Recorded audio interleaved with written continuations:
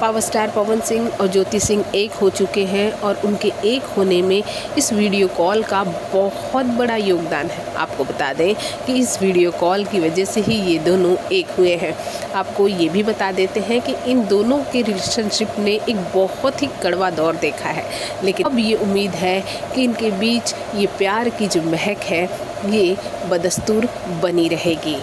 आपको ये बता देते हैं यहाँ पर कि ज्योति सिंह लगातार कई हफ्तों से पवन सिंह को फ़ोन कर रही थी और ये सोच रही थी कि पावर स्टार पवन सिंह उनका कॉल उठा ले, उनसे बात कर ले, लेकिन पवन सिंह उनका कॉल पिकअप ही नहीं कर रहे थे।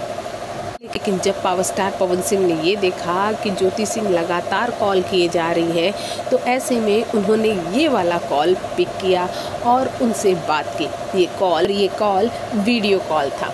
कहा यह जाता है कि जैसे ही पवन सिंह ने कॉल उठाया, ज्योति सिंह की आंखों में आंसू आ गया।